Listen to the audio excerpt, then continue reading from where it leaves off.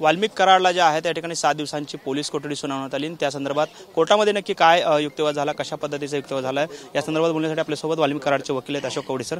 Sir, काय नक्की आज कोर्टामध्ये झालं?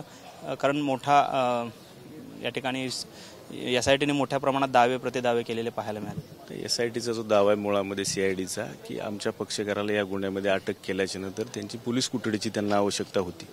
परंतु बेसिकली आमच्या पक्षकाराचं जे म्हणणं होतं की या गुन्ह्यामध्ये आमचा कुठलाही संबंध नाही आहे किंवा पहिले आरोपी जे अटक केलेले ते असतील किंवा त्याचे पोलीस पेपर असतील त्या कुठल्याही रेकॉर्डवरनं आम्ही या गुन्ह्यामध्ये इन्व्हॉल्व होत असं दिसून येत नाही. असं असतानाही आमची अटक बेकायदेशीर आहे, त्याच्यामुळे आमच्या कोठडीची आवश्यकता नाही आहे असा एक युक्तिवाद होता कोर्टाचा.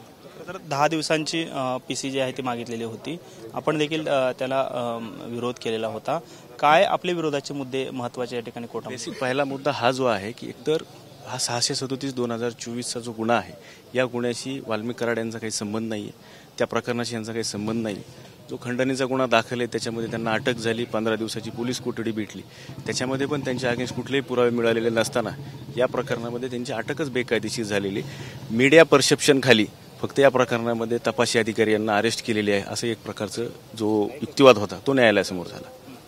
पण मग ज्या पद्धतीने खंडणी म्हणजे वाल्मिक कराडांवर खंडणी दाखल आहे तर खंडणीच्या अनुषंगानेच हा गुन्हा घडलाय असा देखील एक प्रयत्न जो आहे तो जोडण्याचा प्रयत्न अधिकाऱ्यांनी केल्याचं पाहायला मिळालं होतं. काय त्यामध्ये तथ्य आहे? असा कुठलाही प्रयत्न न्यायालयासमोर झालेला नाही आहे. म्हणजे तपासी अधिकारी असतील किंवा त्यांची सरकारी यंत्रणा असेल त्यांनी असा कुठलाही युक्तिवाद न्यायालयासमोर केलेला नाही किंवा कागदावर पण तसं नाही आहे. फोन कॉलच्या आधारे आरोपी बनवले का असा देखील सवाल न्यायाधीशांनी उपस्थित केला होता. काय प्रश्न उपस्थित केला? कोर्ट रूममध्ये माननीय न्यायाधीश महोदयांनी कुठलाही प्रश्न उपस्थित केलेला नाही. निर्णय दिला. दोन्ही बाजूचे युक्तिवाद ऐकूनच निर्णय होतो न्यायालयामध्ये, थेट निर्णय होत नाही. दोन्ही बाजूचा युक्तिवाद ऐकला, युक्तिवादाच्या नंतर माननीय न्यायालयाने तो निकाल दिलेला आहे. पण म्हणजे प्रश्न प्रतिप्रश्न विचारले नाही. ते ट्रायल नाही आहे, रिमांड आहे. ट्रायलमध्ये असतात प्रश्न प्रतिप्रश्न, या ठिकाणी प्रश्न प्रतिप्रश्न होत नाही. पुढची भूमिका काय असणार आहे? कारण मकोकाचे देखील प्रोसेस केली गेलेली आहे आणि आता 302 मध्ये आरोपी करण्यासाठी 7 दिवसांची पोलीस कोठडी घेतली. आपल्याकडे चुकीची माहिती त्या अनुषंगाने तपास करायचे. आरोपी वगैरे असून काही केलेलं नाही, त्या गुन्ह्यामध्ये फक्त घेतलेले तपासाच्या अनुषंगाने त्याचा तपास होणार आहे आता.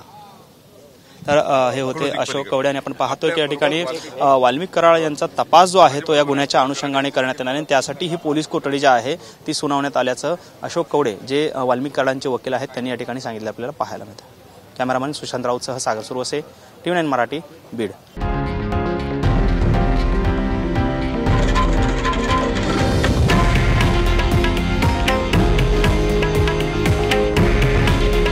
हे आहे देशातील नंबर 1 न्यूज नेटवर्क आणि आपण पाहत आहात TV9 मराठी. काळजी तुमची, हित महाराष्ट्राचं.